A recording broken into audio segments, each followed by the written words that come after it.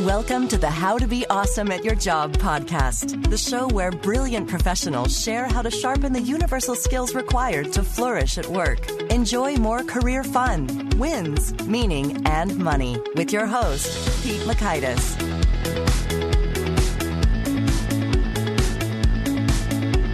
Hello and welcome to episode 56 here, where we're tackling procrastination. And the tackler helping us do just that is Rita Emmett.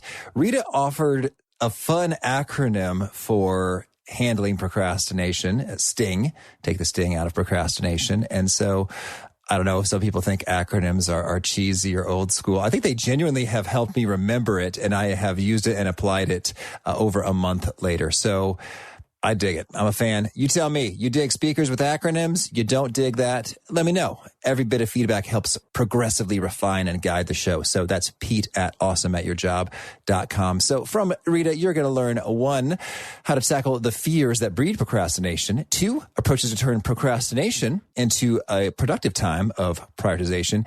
And 3, the 5-step STING method, STING, to overcoming procrastination. So if you want to check out the show notes, the transcripts, the links to things mentioned, you'll find that over at awesomeatyourjob.com/ep56. Or if you'd like those takeaways in something you can read faster in an email that comes to you that can be read in under 2 minutes, sign up for the Gold Nugget email list at awesomeatyourjob.com, where you can find summaries of Rita's insight as well as the other 55 guests we've had here, and more to come as they emerge. So here's a bit about Rita. Rita Emmett was once the world's greatest procrastinator. Then she converted and is now a recovering procrastinator. She is also a professional speaker and author of The Procrastinator's Handbook, The Clutter-Busting Handbook, and Manage Your Time to Reduce Your Stress. The books have sold over 300,000 copies in 42 countries, garnering Rita hundreds of media appearances, including Katie Couric and the How to Be Awesome at Your Job podcast. Rita's customized presentations cover procrastination, clutter, customer loyalty, burnout, and communication skills.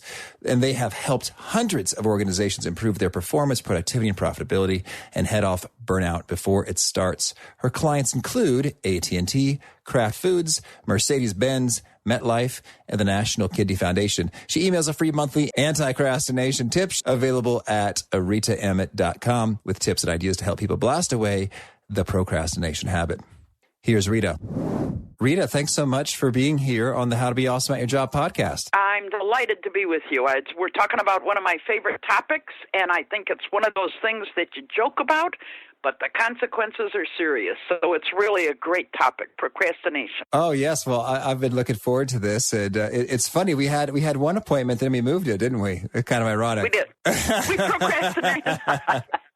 But it's not because we didn't want to. Like, there were genuine other commitments and obligations popping up. So I think we're going to have some fun, too. And one thing I wanted to hear about just real quick right up front is prominently on your website, we've got you chatting with Katie Couric. Tell me, how does one find themselves in that position? And were you nervous? How'd that go for you? I have to tell you, I wrote a little book about procrastination. I thought I'd sell a couple hundred a year. I asked the publisher, can we make it a paperback?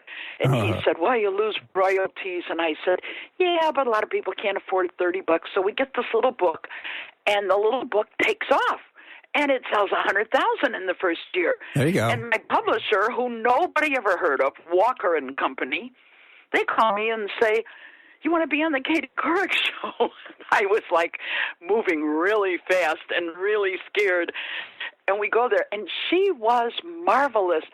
She chatted with me for about 10 minutes beforehand and told me stories of her procrastination as a kid. And I was so scared my knees were shaking, so I put my hands on my knees to stop them from shaking, and she said, that's not working. Your hands show more. We were sitting at a coffee table, and she was at the head of it, and I was sitting there. And she gets up and goes to the end of the coffee table and picks up a big fluffy floral arrangement, put it in front of my knees so nobody could see them shaking. Oh, so that's a pro. The picture you nice. saw, you saw a chair with flowers that you thought were there to be pretty. No, they were hiding my terror. Oh, man. But we had a great time, and she stood at the end and said, go out and buy this book. And I think all across America, people saluted and ran out and bought the book. And it was just it was a great experience. But well, that's scary, good. yes. You know, a lot of times there's such a fine line between being scared and being excited. And the other thing I discovered is, have you ever noticed after you do something really scary, you feel exhilarated? Oh, yes. Yeah, so I go ahead and I do scary stuff. You know, one of the things that we'll talk about this later, but a lot of times people put off something, they procrastinate because they're afraid of something, you know, afraid of rejection, afraid of failure. So we'll talk about that in a minute. But yeah, I think fear has a lot of control over us. Well, I hear you. Well, and thank you for sharing that story. And that certainly resonates with the excitement and / fear. And so let's talk about this procrastination business. Maybe first I'd like to diagnose the problem and then hear, you know, what can we reasonably hope or dream for in terms of solutions? Because I'm thinking back in episode 32, we chatted with Chris Bailey, who mentioned a little bit of research about procrastination triggers and how we all do it. But I'd love to get your take. Why do we do it, and what can we hope to achieve in terms of not doing it? Well, I think a lot of reasons why we do it. There's more than one. One is simply when you're overwhelmed. Have you ever noticed when you have so much to do, sometimes you get paralyzed? Mm-hmm. Feeling overwhelmed can suck the energy out of the marrow of our bones. You walk in a room, you say, today I'm going to tackle my clutter. You walk in, you look at it and go, well, I think I need a nap. No. You know, so that's one reason. But there's a lot of reasons. Another reason is perfectionism, Pete. A lot of people, and I'm advocating that any of your listeners accept mediocrity. I don't think anybody who listens to your podcasts would accept mediocrity. I'm saying we need to recognize that if we have a standard of excellence, that's achievable. A standard of perfection is hardly ever achievable. There's a fabulous quote by a woman named Karen Ireland where she says, waiting to start a project till everything is perfect is like waiting to go on a trip until all the traffic lights are green. Well said. I dig it. So, and I noticed a lot of perfectionism issues in me. One time I was signing books after giving a talk, and there was a line of people there to get books, and a lady said, my house is always a mess, and I'm signing a book, and I'm looking down, and I was thinking, yeah, when I was a procrastinator, my house was a mess too. But she finished the sentence by saying, because I'm a perfectionist. And the guy standing next to her said, that sounds upside down. I think if you were a perfectionist, your house would be perfect. She said, no, my mother taught me the right way to clean the house. In the kitchen, you move the table and chairs, you wash the floor, you move it back. Same in the living room, move everything out, vacuum, move it back. And then she said, Pete, if I don't have the time or the energy to do it perfectly, I don't do it at all. Oh. And I believe many times people say, I want to write a book, I want to go for a college degree, I want to start a business, I want to volunteer for something, but I'm going to wait till I have the time or the energy to do it perfectly. Salespeople often stumble. They know the product, they know their sales goal. Why aren't they reaching their sales goal? They're waiting till the time and the energy. They want to learn one more thing because it's not perfect. So that's another cause. And then another cause, there's a lot of causes. Another cause is our self-talk, negative self-talk. It's like if somebody said to you, Pete, you're going to start an exercise class, you'll never do it. You're going to start developing podcasts, they won't be popular. You're going to write a book, you'll never do it. Sometimes we'll go, I didn't really plan on doing it, but no, I'm going to do it because I'm so ticked off at you, I'm going to prove you're wrong. But if it's our own voice saying, I don't think I have what it takes to start a business. I don't think I have what it takes to really set high goals, high sales goals. I don't think I have what it takes. That has the power to immobilize us and paralyze us, and we don't move. But once we identify that self-talk, once we give the name, we'll say to ourselves, I'm not going to let fear of rejection keep me away, keep me from living my life. I'm not going to let fear of failure keep me from trying this. And we can move on. So there's a lot of subtle things that cause procrastination. Oh, right. One of them simply is no planning. When I was in high school, they used to say, if you want something done, give it to the busiest person.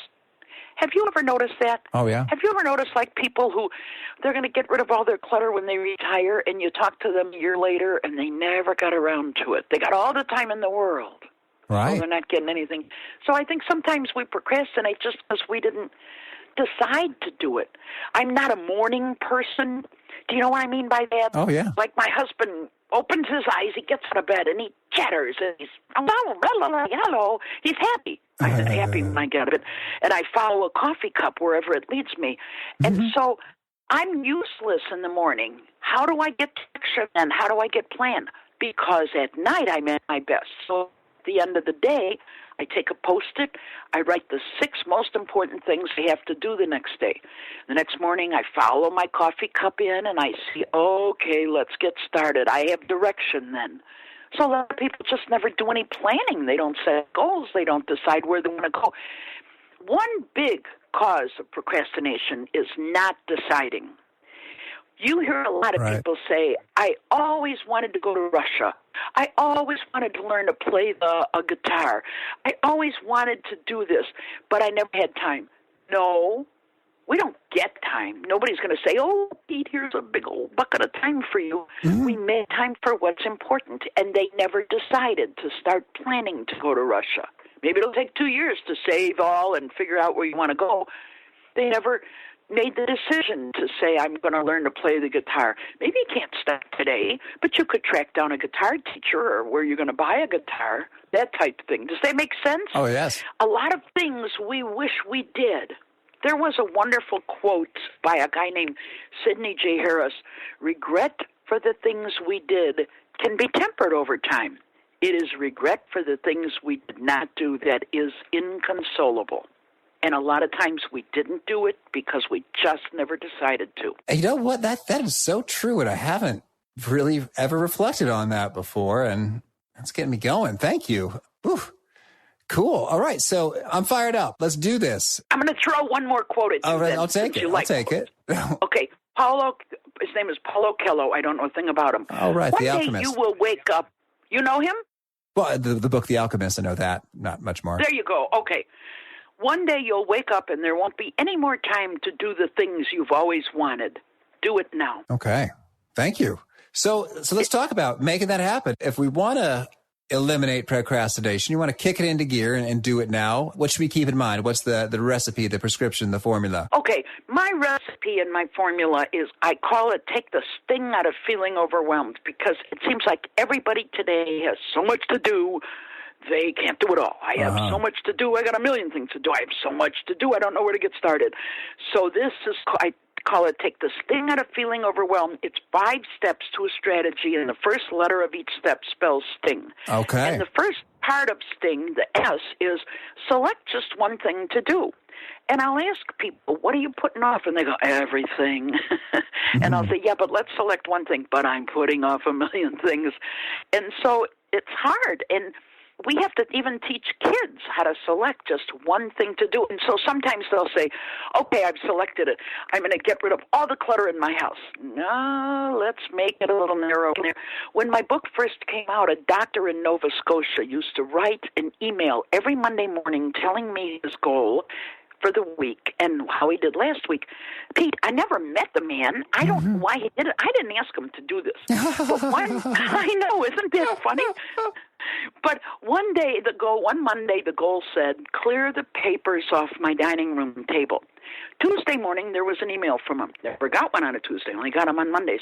And it said, revision of yesterday's goal. And it said, clear off the northwest corner of the dining room table. Okay. And I think that's brilliant. So when we talk about select just one thing to do, you're not going to write a whole book. But, select a book and now decide. You're going to outline it. You're going to do research. How are you going to do that? You're going to want to start a business. Select one area of it. And the T of sting is time it. Set a timer for an hour. A lot of people say, I don't need a timer. Okay, you don't. You can look at a clock. But the tick, tick, tick of a timer does create a sense of urgency. And then a lot of times we say, I will do this when I have a whole weekend free or a whole evening free or an afternoon free of interruptions. That's never going to happen. Right. But most of us can find an hour. Not an hour a day, but an hour a week. When I started writing my book, I thought I will mark on my calendar 1 hour every week that I will work. I don't know how many hours it takes to write a book, but even if I cheat And at the end of the year, I got 48 hours worth of book. I'll be on my way. I did that for 4 weeks, and by the 4th week, I was excited. I was enthusiastic. I had begun, and after that, I just made time. I never had to mark it. I was able to make time, and I think a lot of us learn that in school. You put something off, you put it off, you finally get started, and you're enjoying the project. So many of us don't procrastinate about the whole job. Many times we're just procrastinating about getting started. And this is an excellent way. Select something small, time it, just do it for 1 hour. And then the I and the N of STING are the only 2 rules. I is ignore everything else. Have you ever said to yourself, I'm going to write that proposal today. Oh, but first I ought to check, see if I've got any emails. Oh, right. And then John always sends a text. John wants some information. Okay, I'm going to go research the information. Okay, now I'm researching. I got the information, but I have to make a quick call to Tim to see if this part works. At the end of the day, you got 15 things started, nothing finished, and you go, well, I was multitasking. But it's not So for that 1 hour, not forever, not all the time, but for that 1 hour, ignore everything else. If you were right now in our podcast, if somebody called me, I'd ignore it. If somebody texts you, you're going to ignure it. Already ignored them. Me too. I had one too. Check. So while you're in that hour, ignore anything coming through because they know that you are not available 100% of the time. Sometimes you're in an important meeting or something, and then you will reply to them later. And, I have to say, sometimes at the beginning, that is so hard for people to do. I remind them it's like going to the gym and you don't feel coordinated and your muscles hurt. In a short time, you're coordinated. You can do what you need to do. Your muscles don't hurt. So you're developing a disciplinary muscle, and that is ignore everything else. That's the I of STING. And the N is no breaks. I used to be very good at breaks, Pete. I could take a 2-hour job and have it last me 8 months because I was very good at taking breaks. So if I'm dying for my cup of coffee and I didn't get it, I will wait. And then when the timer stops singing, then I'll go get the cup of coffee. Because I just used to take breaks constantly in the middle of my job. So we got STIN, select something to do. Select one small area to do. T, time it for an hour. I, ignore everything else. N, no breaks. And the G of STING is give yourself a reward. Now, it's worded very carefully. It's not get a reward. Yes, a trip to Hawaii would be a wonderful reward for clearing the clutter off your desk. That's not what we're talking about. What can you give yourself? Little rewards for little things, big rewards for big things. And so a lot of people, their reward is something they could have anyway. For me, I come in and I put 1 hour in the, I set up a Post-it with 6 things. I put 1 hour on something on that Post-it. And when the hour's up, and I allow myself 1 cup of coffee beforehand. Once the hour's up and I've spent an hour on that, maybe I got 3 things done. Maybe I only got part of 1 thing done, but I did an hour on it. Now I can have all the coffee I want. And this reward thing is, a lot of times people say, how can I get myself to like a job I hate? You might never be able to. But if you could have a reward at the end of that job you hate, and after a while, maybe you'll stop hating it, and maybe you never will. I'm going to give you a couple of quick examples. A friend got workout equipment, and he said his routine was come home, grab a beer, put his feet up, and watch TV. And he said, I got this workout equipment. I'm going to work out every Monday, Wednesday, and Friday when I get home. I said, what's your reward going to be? And he said, my reward will be working out my reward will be a pat on the back. And I said, that's not going to get you to give up the beer and TV? No. And I said, it's got to be something that you really want.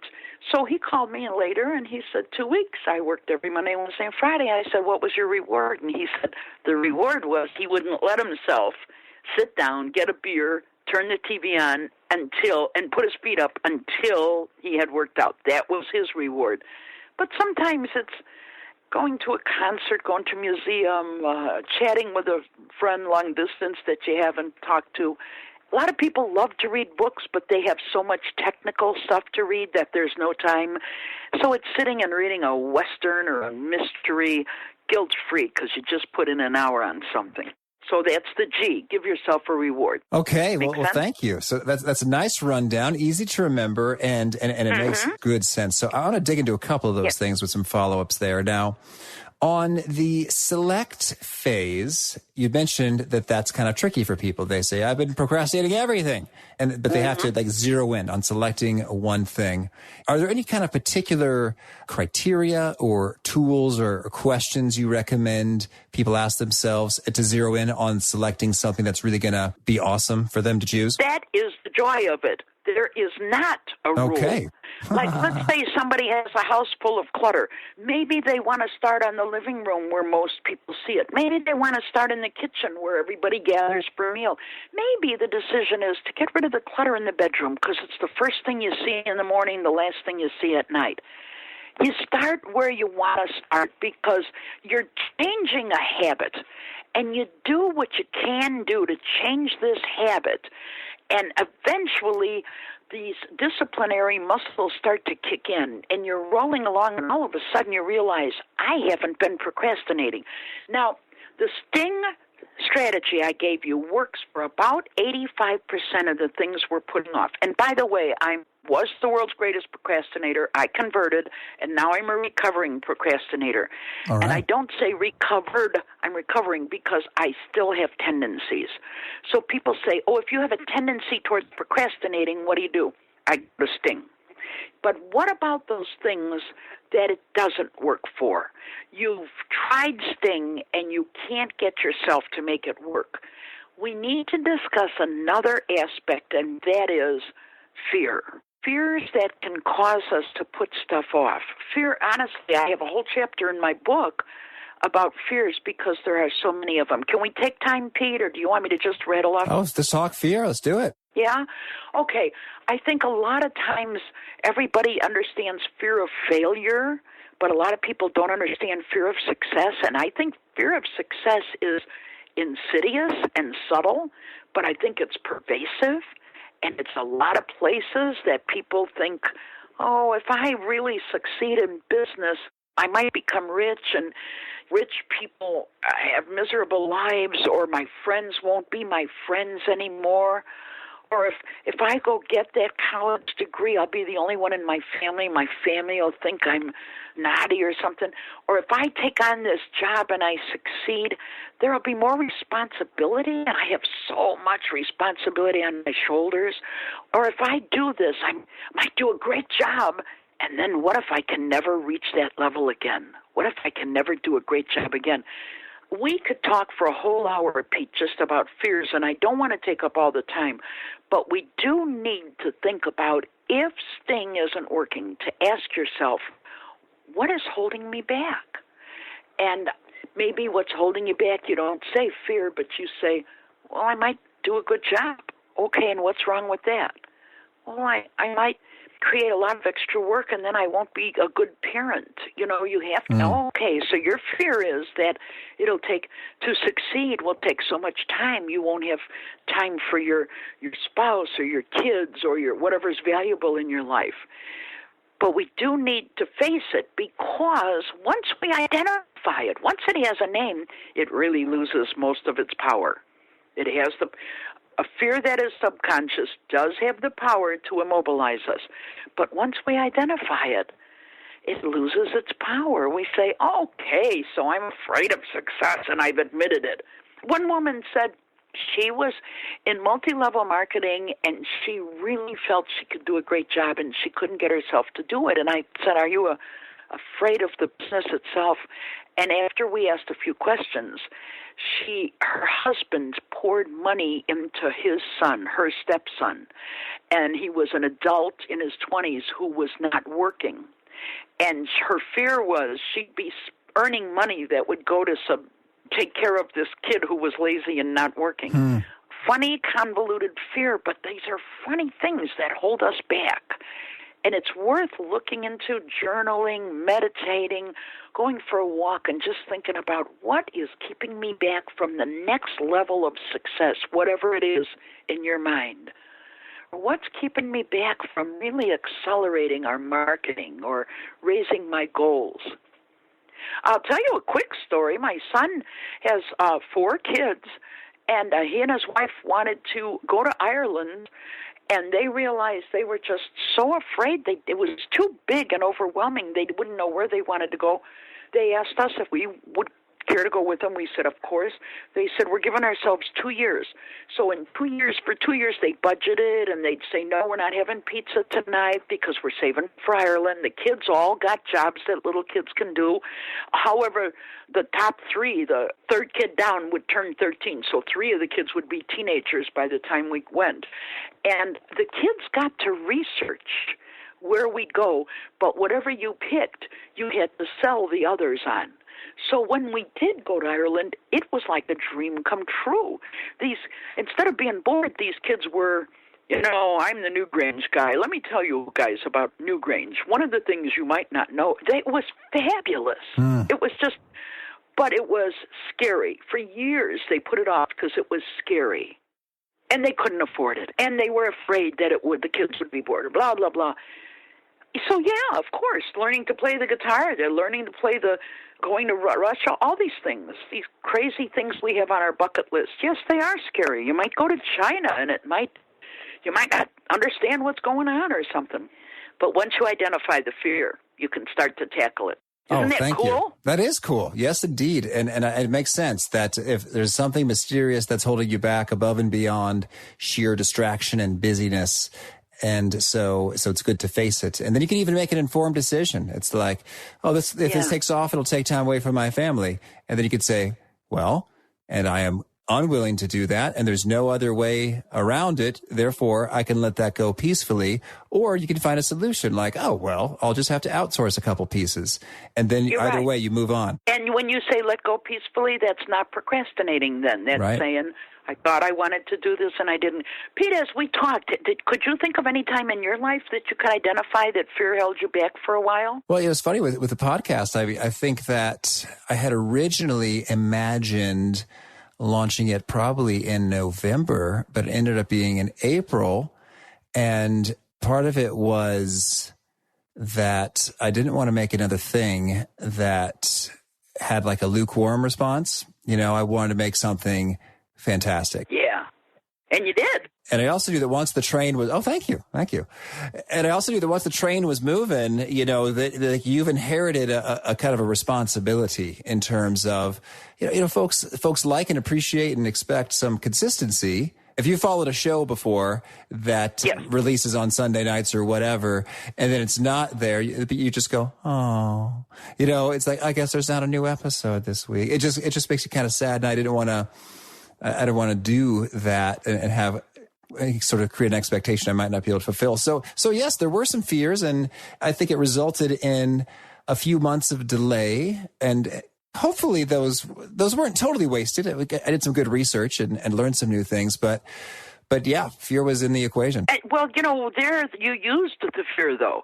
I don't want it to be mediocre, so I'm going to research some more. I'm going to prepare more. I'm going to figure out a way that there isn't this universal sigh across America going, he doesn't have another podcast. Well, I would hope they'd be that disappointed. I guess we'll see. I'm thinking you don't want the sigh and you want people going, wow. I guess I don't want the sigh, but in this counterfactual world, I would want them to love it so much that it would produce a sigh. Okay. Have it both ways. Well, I'll tell you, when I was a procrastinator, one of the things I can identify now, but not then, was I didn't set goals. I didn't take risks. I didn't have dreams. I was in my 20s, and I did not have dreams. I felt like whatever life happens, that's how my life's going to go. I don't have any planning for it. And it's like, I remember, like 29 at the time, wanting to be a leader for my daughter's brownie troop, but thinking, I'll never get stuff done like I should, and I passed up the opportunity. And luckily, by the time our son was Cub Scout, I was on my way to feeling at least I might be able to get stuff done. But as a teenager, I never dreamt of going to college or traveling or anything. I thought I'd never fly on a plane. And it's a kind of a defeated feeling that people who procrastinate have. You'll hear it. They'll Yeah. say, I'd love to write a book, but I could never do it. Oh, I'd love to do that's heartbreaking. this. It is. The procrastination can be heartbreaking. And breaking the procrastination habit can be exhilarating. You cannot guarantee this to anyone, but so many people say they get energized. It's sort of like when you put something off and you're falling asleep at night and you're thinking about, I still didn't make that phone call, or you're thinking, I still didn't do that. It can be more exhausting than digging a ditch. We do get tired from doing stuff, but we get equally tired, sometimes more tired, from what we're putting off because it drains us. Yeah, I agree. So a lot of people, when they break the procrastination habit, report that they feel more energized. Well, they got plans. They're excited about the plans. That brings enthusiasm. Enthusiasm creates energy. They've got dreams. They're pursuing their dreams. It's pretty cool. Oh, I'm sold. That's good stuff. And well, I'm excited to put some of that into action. So tell me, is there anything else you'd like to discuss, Rita, before we shift gears and talk about some of your favorite things? Well, yes, because I think a lot of people believe that their procrastination, that's their personality trait they were born with. That's their character flaw.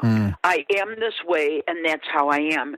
And my message is, it's simply a habit. Procrastination is simply a habit, not something that makes you a worthless worm and that you are just destined to never get anything done. And I truly believe what these tools, Sting, and then just talking and thinking about fear. A mom told me they were moving, and she could not get her 3 daughters to start packing up anything. And finally, after attending a seminar of mine, she said to them, there are fears about moving. I think you guys are not packing your rooms because you're afraid. And the girls started talking about, there's a lot of fears, the new school, and you don't know how kids dress, and a lot of stuff. And without her nagging or anything, all 3 of them started packing up after that. It was like there was this release once they realized, I am afraid. I was able to talk about being afraid. Now I'm not so afraid anymore. So I just think that we need to recognize it's a habit we got into. When I was writing a book to help adults to help kids stop procrastinating, I interviewed a ton of adults, over 500. And over they said, I never was taught a different way. And a lot of us just like the way to do it is to wish I could do it. No, I won't. And so I can't do it. And so you are presenting in this podcast different ways, a strategy and a way of thinking and exploring that can really release people and get them going. Oh, yeah, I'm excited. I think it's a great toolkit, and I'll be putting it into practice myself. So now I'd love to get your take on, could you share perhaps a favorite study or piece of research or experiment that you find yourself thinking about or quoting or citing often? Yes. I was very interested in the research on accelerated learning, that when you start to learn principles, when I teach seminars, if you add humor, it's what you are doing, Pete. If you add humor and stories to a learning process, people not only can take it in more, they're less defensive, and they'll say, maybe I could do that, and they retain it more, and they're able to implement more. I thought that was interesting, and also there's been lots of research on the power of storytelling. So, yeah, some of that stuff I love research about how people learn. One of my favorite quotes is by Einstein. He said, everyone is a genius, but if a fish is judged by its ability to climb a tree, it will live its whole life feeling stupid. And yes. I am very aware that a lot of kids do terribly taking tests in school, so they feel stupid. And you talk to the kid, and he starts talking about trains. He is so smart. Or insects, or sharks, or computers. They're really so smart, but they feel stupid. I didn't mean to bring this up as a plug, but last week I wrote a book called Farkle Shark, You Are Not Stupid, based on that quote by Einstein. And it's my very first picture book, and it was published on Kindle last week, and it'll come out in a print book in a couple of weeks. But I wrote it specifically because over and over, I see kids who feel stupid, but they don't know how to learn. Their brain isn't wired to learn the way we teach in school. And I think all of us adults go through that, too. You know, you're learning new software, and you feel so dumb. But you're not dumb. Right. You just don't know this. So anyway, I didn't mean to go off on a tangent. No, it's fun. Thank you. I love research about how people learn. I think that's fascinating. And how about a favorite habit, something of yours that you do that has really been game-changing in terms of your daily effectiveness? Well, I did mention that little Post-it with 6 things on it every night. Mm-hmm. I also, to keep me focused, every once in a while I start to feel like I got so many projects going, I'm a little overwhelmed. So I'll type them out, and I'll post it above my computer. And so it's like, okay, I can't work on all those projects all at once. I was writing a book and writing a picture book and developing online courses. So today I'll just focus on one. So that has helped me a lot, just to write out what it is that's overwhelming me. In fact, at the beginning of my book, The Procrastinator's Handbook, I tell people to write out 101 things that you've been putting off. Maybe you'll never do them, but write them out. And most people never get to 101. They think they're putting off over 100 things because they're so overwhelmed. But they'll come up with 23, which is a lot, but it's not 101. Right. But then once it's written out, now they can focus. Okay, this is important. I think I'll focus on this. It's not so important. I can do that next year, and that's okay. And I won't be procrastinating. I'm prioritizing. Well, that's fascinating right there, just that writing it down, the load, the psychic interpretation you have of, there's so much. You in fact see, it's like the emperor has no clothes. The demon is unmasked. Like, it's not so big after all. 23, not 100. Absolutely. That's cool. Absolutely. And then if you talk about habits, one of the others is recognizing so clearly that I am at my best in the afternoon and evening. All of my books were written between 10 at night and 2 in the morning. That's my best time. But I'm terrible early in the morning. And so I've learned to compensate. I decide ahead of time what to do, and then I use that as to give me direction. That's been one of my best habits. Oh, thank you.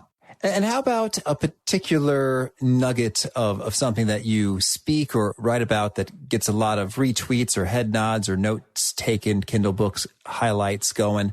What's something that you say that people really seem to connect with and repeat? Okay, 2 from the books are, I consider these the most popular, not because of a formal survey, but what I get in emails, what people comment on. Mm-hmm. One is, tell me if you agree to this, Pete, God created company so the home gets cleaned. Company. Yeah, you invite people over, and now you got to clean this house. I was thinking like a corporation. I'm with you. Visitors, yes. When my kids were little, I'd be cleaning the house, and their first thing would be, who's coming over? That's the only time okay. And the other one is, if you don't have enough room for all your stuff, you don't need more room. You need less stuff. Okay, that's a clear distinction. The opening line of the Procrastinator's book says, Emmett's Law, the dread of doing a task often uses up more time and energy than doing the task itself. Agreed. Okay, and then from my talks, we talked about fear. I think one of them is, in fact, I mentioned it already, it's important, that is to have a standard of excellence because excellence is achievable. Perfection is hardly ever achievable. That makes sense? Oh, absolutely. Got it. And what's the best way to find you if folks want to learn more and discover more of your stuff? Where should they go? Okay, well, my website is very cleverly named RitaEmmett.com. A guy asked me what's clever about that, and I said, well, I can remember it. And he said, okay. So that's Rita is R-I-T-A, and Emmett is 2 M's and 2 T's. So it's EMMETT.com. Okay. And my email is not Rita Emmett, it's Remmett, R-E-M-M-E-T-T 4112 at AOL.com. I went back to my old AOL address for a crazy reason. Okay, yeah, old school. I will get that fixed. And then my books are all at Amazon bookstores. And, on Facebook, I'm at facebook.com/RitaEmmett.author, RitaEmmett.author. And let's see what else. I have to tell you, I've stopped tweeting. I would go into a time warp. Twitter creates a time warp. I would swear on a stack of Bibles that I just spent 10 minutes on Twitter, and I'd look at the clock, and the clock would insist that I spent an hour and 20 minutes. And I'd argue with the clock, but then it seemed to be right. I don't tweet anymore, so I stopped it. Noted. So that's it.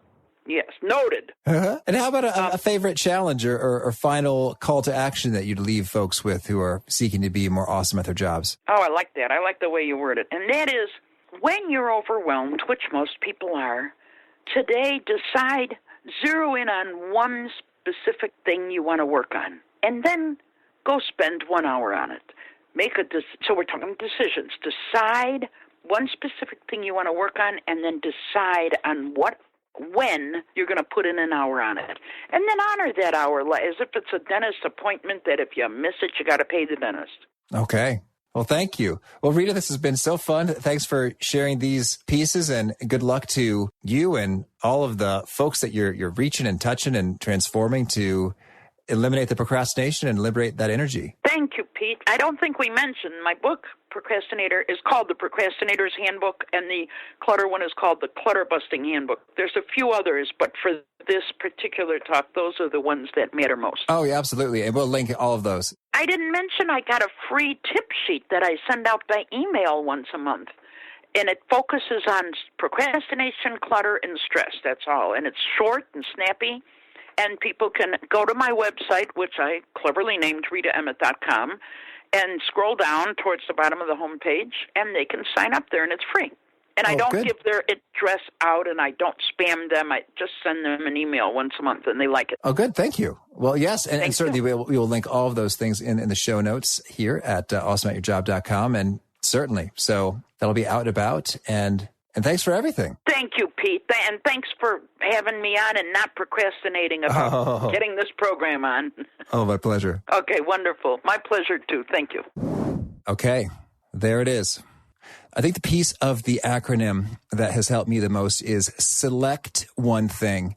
And it really is an act of will. It's a decision. It's a true action. Selecting it. It's almost like with a mouse or cursor, I'm imagining selecting one email or one file. I am selecting it. I'm double clicking it. I'm opening it up. And now I'm immersed in that thing mentally.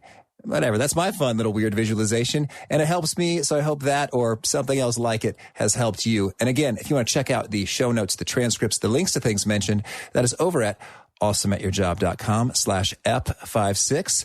And if you haven't already, I hope you push the subscribe button because you don't want to miss our next guest, which will not be Monday. That's Labor Day. I'm going to offer some quick tips on rejuvenation from your labors on Labor Day. And then on the Wednesday, we'll hear from Jenny Blake, who has a new book, Pivot, that is dropping that week. And the episode is releasing in conjunction with that. Am I too old to say drop now? I don't know. It drops/releases, both the book and Jenny Blake's episode about pivoting your career and figuring out kind of what's the best move and how to navigate that in an optimal strategic way. So I hope to catch you then, and peace. Thanks for joining us for today's episode. To get the most out of this conversation, visit awesomeatyourjob.com to find today's show notes, transcript, and infographic summary cheat sheet. For more entertaining professional skill sharpening, be sure to subscribe to catch the next episode of How to Be Awesome at Your Job.